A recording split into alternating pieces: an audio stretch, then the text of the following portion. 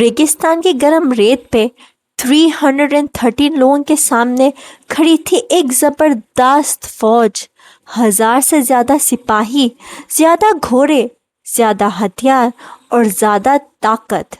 हर हिसाब से देखा जाए तो इन लोगों को हार जाना चाहिए था, लेकिन इन लोगों को एक बात पे पूरा यकीन था कि ताकत नंबर से नहीं, ताकत आती है अल्लाह पे भरोसे से। जंग बदर सिर्फ एक जंग नहीं थी, ये था ईमान, हिम्मत और सब्र का इम्तिहान। और ये वाक़या बन गया इस्लाम की तारीख़ का एक टर्निंग पॉइंट। जब मुसलमान मक्का से मदीना हिजरा करके आए तो उन्होंने अपना सब कुछ छोड़ दिया था। अपना घर, अपना कारोबार, अपना माल, अपने जानवर, सब कुछ।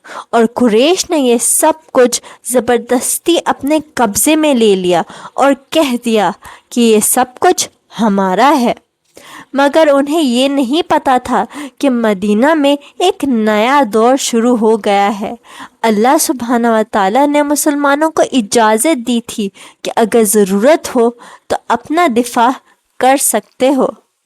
कुछ अरसे बाद रसूलुल्लाह सल्लल्लाहु अलैहि वसल्लम को ये ख़बर मिली कि मक्का से एक तिजारती कैरावान शाम की तरफ जा रहा है और इस कैरावान में ज़्यादा माल था और कुछ हिस्सा वो माल था जो मुसलमान अपने घर मक्का छोड़ आए। तो मोहम्मद सल्लल्लाहु अलैहि वसल्लम ने फ़ैसला लिया कि इस कैरावान को रोका जाएगा, शायद मुसलमान अपना कुछ हक वापस हासिल कर सके। लेकिन कैरावान के लीडर अबू सुफियान बहुत होशियार थे। जैसे ही उन्हें मुसलमानों के प्लान का पता चला, उन्होंने रास्ता ही बदल दिया और मक्का एक मैसेज भेज दिया कि हमारे कैरावान को बचाओ। ये खबर सुनते ही कुरैश ने एक ज़बरदस्त फ़ौज जमा कर दी। मक्का से निकली एक ज़बरदस्त फ़ौज, 1000 सिपाही, 100 घोड़े, 700 ऊँट और बहुत सारे हथियार। इनका मकसद सिर्फ कैरावान बचाना नहीं था, इनका मकसद था कि मुसलमानों को हमेशा के लिए ख़त्म कर दे। दूसरी तरफ मुसलमान थे, सिर्फ 313 पीपल। कुछ के पास तलवारें थी तो कुछ के पास सिर्फ बेसिक हथियार, घोड़े भी बहुत कम थे। लेकिन इन लोगों के पास वो एक चीज़ थी जो कुरैश के पास नहीं थी, मजबूत ईमान और अल्लाह पर पूरा भरोसा। 17th day of Ramzan 624 CE दोनों फ़ौजें आमने सामने खड़ी थी।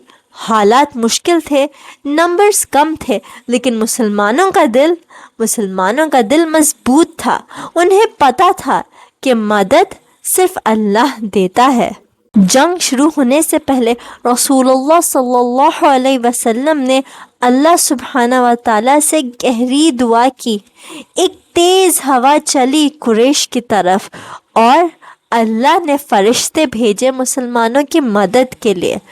अब मुसलमानों को पता चल चुका था कि अल्लाह उनके साथ है। जंग की शुरुआत 1-on-1 ड्यूल से हुई। बहादुर वॉरियर्स आगे आए, तलवारें टकराए और फिर पूरी जंग शुरू हो गई। मुसलमान बड़े हिम्मत से लड़े और धीरे धीरे जंग का रुख बदल गया। कुरैश का सबसे बड़ा दुश्मन इस्लाम अबू जहल था। अबू जहल सालों तक मुसलमानों को सताता रहा और बदर के मैदान में उसका अंजाम आ गया। जब अबू जहल मारा गया तब कुरैश की हिम्मत टूट गई। थोड़ी देर बाद कुरैश की फौज टूटकर भागने लगी और मुसलमानों ने हासिल की एक तारीखी फतह। ये जीत सिर्फ जंग की जीत नहीं थी, ये जीत थी ईमान की। जंगे बदर ने दुनिया को एक चीज़ सिखा दी कि ताकत हथियारों से नहीं, ताकत नंबर से नहीं, असल ताकत होती है ईमान से। और जब ईमान मजबूत हो तो थोड़े से लोग भी बड़े से बड़े फौज को हरा सकते हैं।